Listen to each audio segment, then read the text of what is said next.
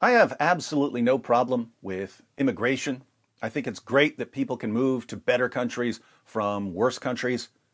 I have absolutely no problem with countries taking in refugees. I think it's great that countries can take people in from places where they might die if they don't get help.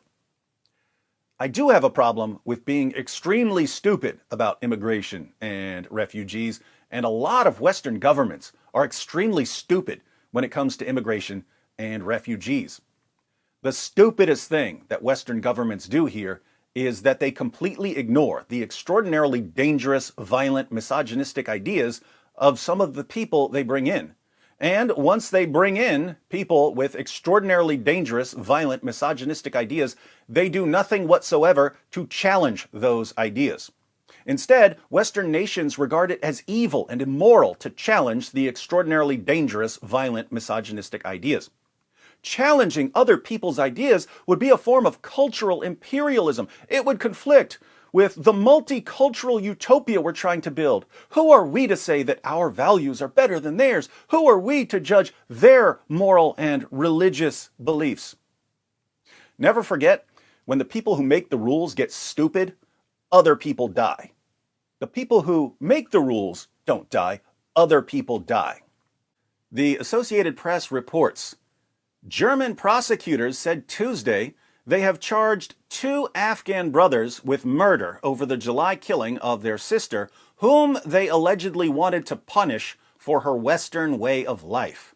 The men, aged 26 and 22, and identified only as Syed H. and Sayed H. in line with German privacy rules, maybe their last name is Hitler, are accused of luring their 34-year-old sister to a meeting in Berlin on July 13th, then choking and strangling her and cutting her throat.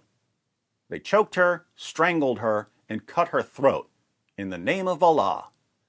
Prosecutors in the capital charged that they took a taxi to a station later that day with her body in a suitcase, then traveled to Bavaria by train and drove to a site near the elder brother's home where they buried her.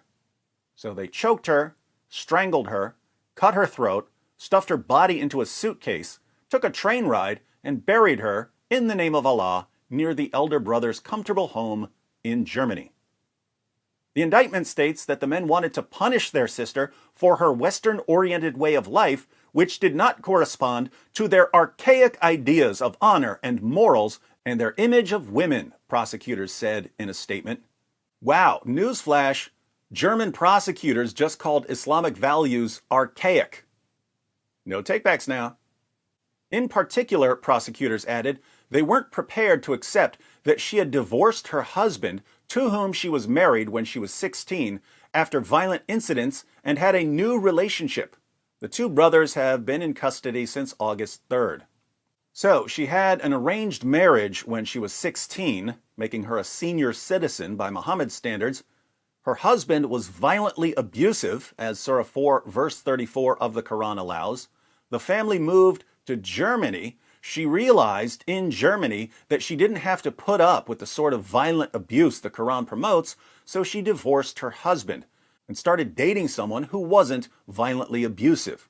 Then she found out that even though she had moved to Germany, the rules of Islam still applied, because Western governments do nothing to challenge the rules of Islam, apart from arresting murderers after they slaughter their victims in the name of Allah. Like so many other families living in Sharia-compliant hellholes, the H family wanted to get out of Afghanistan. But even though you can take the jihadis out of Afghanistan, you can't always take Afghanistan out of the jihadis. Think about it. When these brothers were in Afghanistan, they said, "We need to get out of here, Syed. We need to get out of Afghanistan. But where are we going to go, Syed? Should we go to another Islamic country? Are you insane? Why would we go to another Islamic country? Who in the world wants to move to an Islamic country? No, let's go to a Western country. Okay, cool. Germany just agreed to take us in. But once we're in Germany, how should we live?"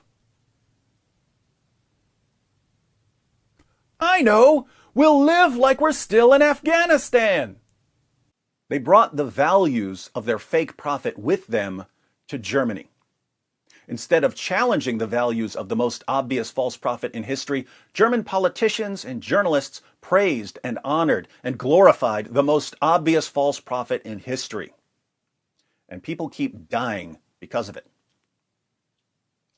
There must be something in the drinking water in Germany, something that makes the leaders want to destroy their own people and to take the rest of the world with them. It just backfired on me. It just backfired on me. This is a part of a religion. There's a reason to it. Yeah?